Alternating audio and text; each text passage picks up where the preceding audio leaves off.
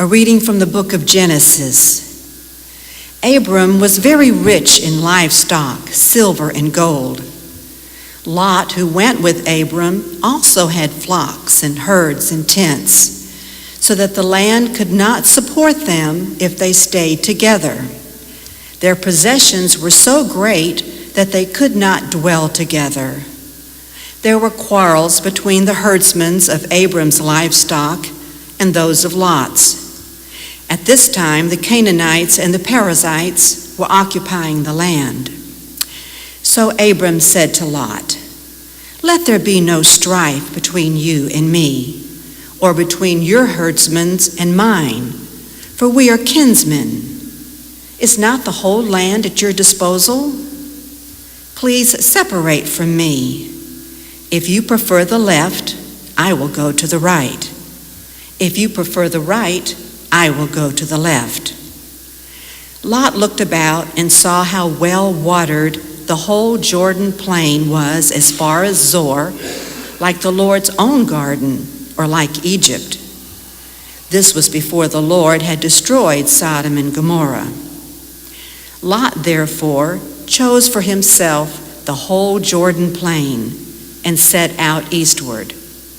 Thus they were separated from each other.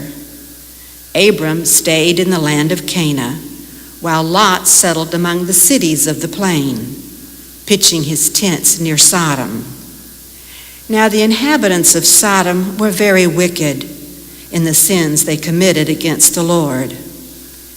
After Lot had left, the Lord said to Abraham, "Look about you, and from where you are, gaze to the north and the south, east and west.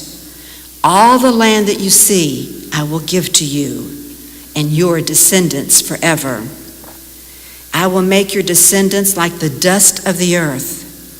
If anyone could count the dust of the earth, your descendants too might be counted. Set forth and walk about in the land through its length and breadth, for to you I will give it." Abram moved his tents and went on to settle near the terebinth of Manre, which is at Hebron. There he built an altar to the Lord. The word of the Lord. Thanks be to God. He who does justice will live in the presence of the Lord.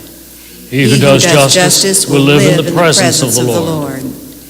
He who walks blamelessly and does justice, who thinks the truth in his heart and slanders not with his tongue. He who does justice will live in the presence of the Lord.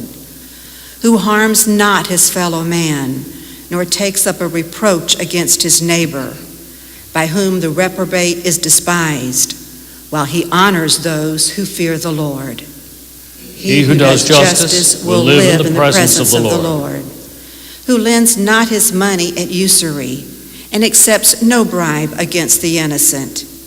He who does these things shall never be disturbed. He who does justice will live in the presence of the Lord.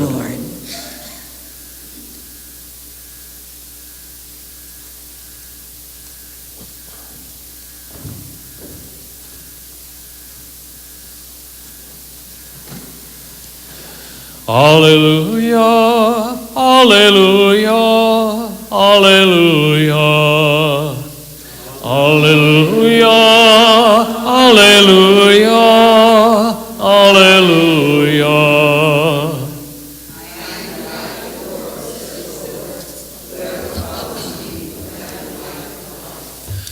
Alleluia, alleluia, alleluia. The Lord be with you. A reading from the Holy Gospel according to St. Matthew. Jesus said to his disciples, "Do not give what is holy to dogs, or throw your pearls before swine, lest they trample them underfoot and turn and tear you to pieces. Do unto others whatever you would have them do to you. This is the law and the prophets. Enter through the narrow gate, for the gate is wide and the road broad that leads to destruction, and those who enter through it are many. How narrow the gate and constricted the road that leads to life, and those who find it are few. The gospel of the Lord.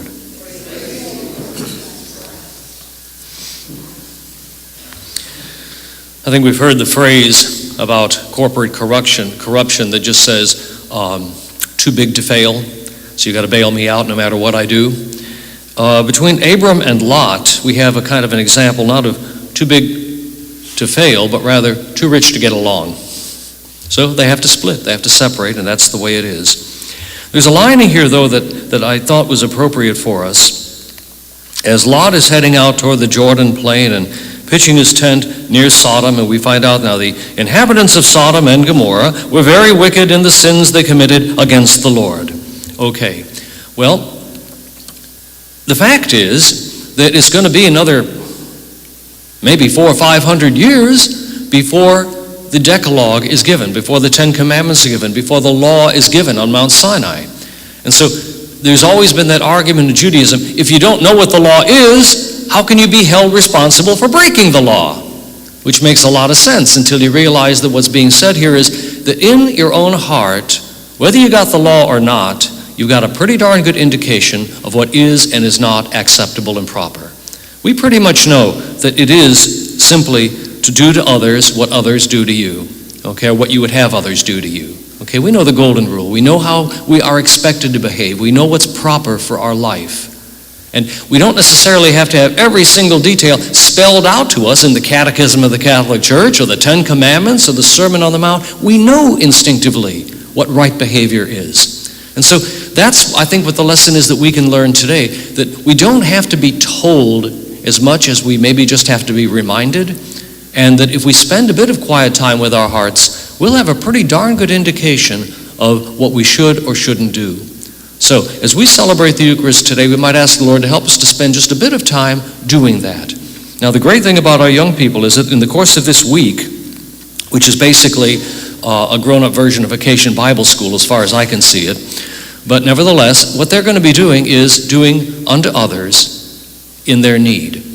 And that's an essence of service that, in fact, is fundamental to being a Christian.